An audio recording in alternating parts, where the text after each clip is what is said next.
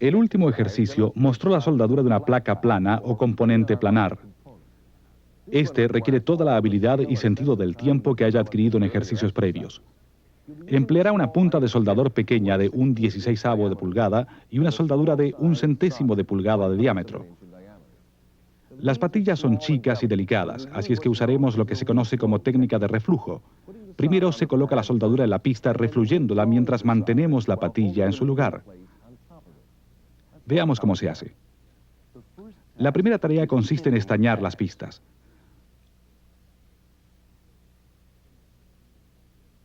Obsérvese la posición de la soldadura y la dirección que sigue el soldador. Después de haber estañado todas las pistas, se limpia el área con solvente. El doblado se hace con una conformadora o unas pinzas planas.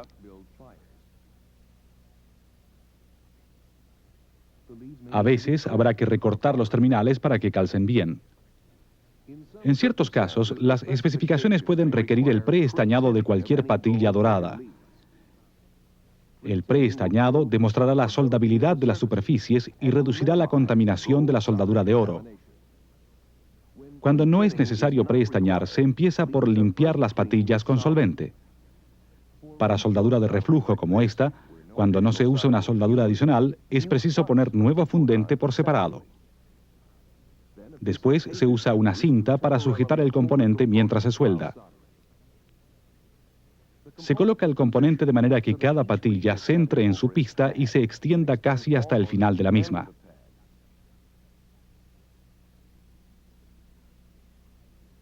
El procedimiento a seguir consiste en soldar primero las patillas en los extremos opuestos.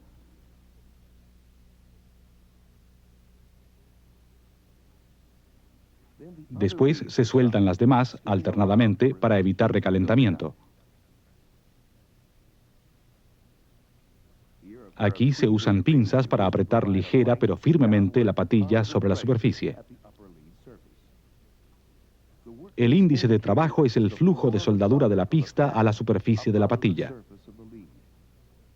Cuando aparece este flujo, se quita el soldador y se mantiene la presión hasta que solidifica la soldadura. Después de soldar, se limpia con solvente cualquier resto de fundente de las patillas. El resultado se ve así. Estas son las características de una buena unión. Nótese cómo cada patilla está recta, paralela a la pista y centrada en ella. La soldadura ha impregnado completamente la unión.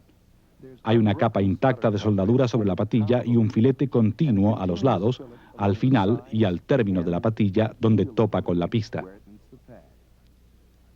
Observe la altura del filete al término de la patilla. Debe ser por lo menos 1/3 de la longitud total entre la pista y la parte horizontal de la patilla. El ángulo entre la patilla y la pista es muy importante. Debe ser de 60 grados. He aquí una serie de uniones inaceptables. Las patillas no están centradas y sobresalen del borde de las pistas. La soldadura de reflujo perfecta requiere mucha práctica. Es difícil porque no hay nada que sujete el terminal durante la soldadura y este tiende a enrollarse. Se puede resolver el problema si se tiene algo como esto a mano. Este soldador de punta plana fue diseñado especialmente para este tipo de uniones. Al igual que el desforrador térmico para cables que vimos antes, el soldador de punta plana se conecta y el calor se controla por medio de un pedal. La punta plana se coloca en el terminal y se aprieta el pedal para calentar el soldador. Cuando fluye la soldadura, la punta se desliza hacia el centro del terminal y se suelta el pedal. Se sostiene un momento la punta sin moverla, con una leve presión sobre el terminal hasta que se enfríe la soldadura. Se puede quitar entonces la punta sin afectar la unión. La gran ventaja del soldador de punta plana es que mantiene sujeto el terminal durante toda la operación. Se pone en frío para afirmar el terminal antes de soldar y se mantiene ahí durante el calentamiento y el enfriado. Ya han visto todas las técnicas básicas para la soldadura de alta fiabilidad. Los procedimientos que mostramos fueron para soldadura nueva, en placas sin uso. Este tipo de soldadura es diferente, sin las dificultades de las soldaduras de reparación. En reparación intervienen otros factores. Con frecuencia es preciso quitar primero los recubrimientos y los componentes defectuosos, y en muchos casos resulta difícil llegar hasta las uniones. A veces están totalmente enterradas bajo otros componentes que se debe quitar primero. Generalmente, la masa es mayor en estas uniones por la cantidad de terminales que se juntan ahí. Es necesario calentar estas masas lo suficiente para fundir la soldadura sin dañar componentes ni placas. Estos problemas se explican en otros cursos que ofrecen nuestras series. El próximo trata de la remoción de componentes.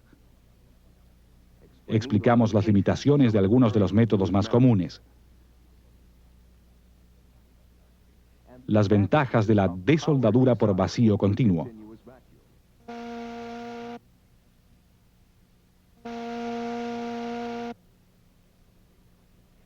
Este método facilita la eliminación de cualquier componente sin destruir.